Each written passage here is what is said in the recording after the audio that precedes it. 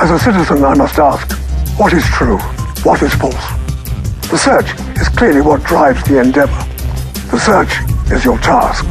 Sometimes you feel you have the truth of a moment in your hand, then it slips through your fingers and is lost.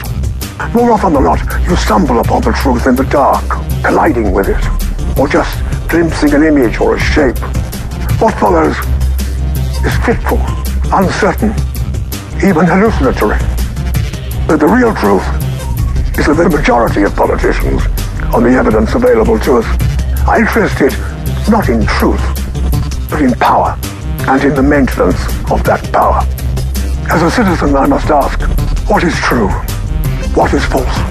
To a certain extent, you play a never-ending game with them. Cat and mouse, blind man's buff, hide and seek. But finally, as a citizen, I must ask, what is true? What is false? Objectivity is essential. The justification for the invasion of Iraq was that Saddam Hussein possessed a highly dangerous body of weapons of mass destruction, some of which could be fired in 45 minutes, bringing about appalling devastation. We were assured that was true. It was not true. As a citizen, I must ask, what is true? What is false? We were told that Iraq had a relationship with Al-Qaeda and shared responsibility for the atrocity in New York of September 11th, 2001. We were assured that this was true. It was not true. As a citizen, I must ask, what is true? What is false? We were told that Iraq threatened the security of the world. We were assured it was true. It was not true. As a citizen, I must ask, what is true? What is false? The United States no longer bothers, no longer sees any point in being reticent or even devious. It puts its cards on the table without fear or favor. It quite simply doesn't give a damn about the United Nations, international law, or critical dissent, which it regards as impotent and irrelevant. It also has its own bleating little lamb tagging behind it on a lead, the pathetic and supine Great Britain. Everyone knows what happened in the Soviet Union and throughout Eastern Europe during the post-war period. The systematic brutality, the widespread atrocities, the ruthless suppression of independent thought. All this has been fully documented and verified. But my contention here is that the United States crimes in the same period have only been superficially recorded, let alone documented, let alone acknowledged, let alone recognized as crimes at all. I believe, as a citizen, I must ask, what is true? What is false? The truth has considerable bearing on where the world stands now. As a citizen, I must ask, what is true? What is false? The United States' actions throughout the world made it clear that it had concluded it had carte blanche to do what it liked. As a citizen, I must ask, what is true? What is false? When the populace has been subdued or beaten to death, the same thing, and your own friends, the military, great corporations, sit comfortably in power, you go before the camera and say that democracy has prevailed. This was a commonplace in US foreign policy. As a citizen, I must ask, what is true? What is false?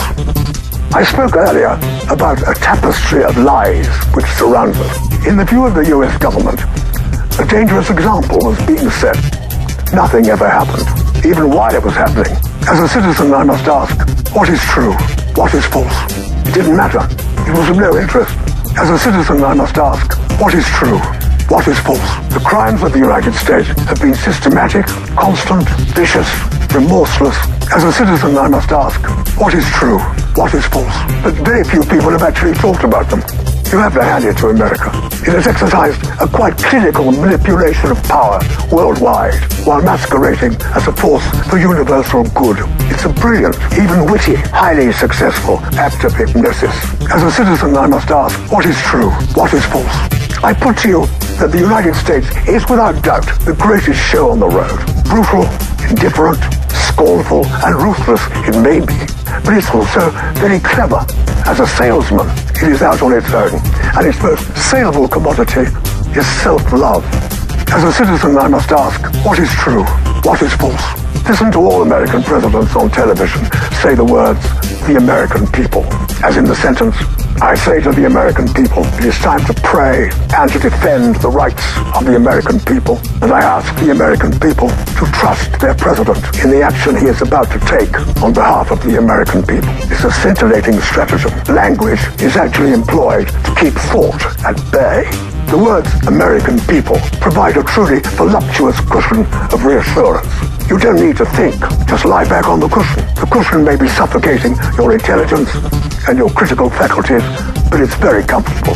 This does not apply, of course, to the 40 million people living below the poverty line and the 2 million men and women imprisoned in the vast gulag of prisons which extends across the United States. As a citizen, I must ask, what is true? What is false? But finally, you find that you have blood on your hands. As a citizen, I must ask, what is true? What is false? But finally, you find that you have blood on your hands. As a citizen, I must ask, what is true? What is false? But finally, you find the blood on your hands. The real truth, blood on your hands. Blood on your hands. Blood on your hands. Blood on your hands. Blood on your hands. Blood on your hands. Blood on your hands.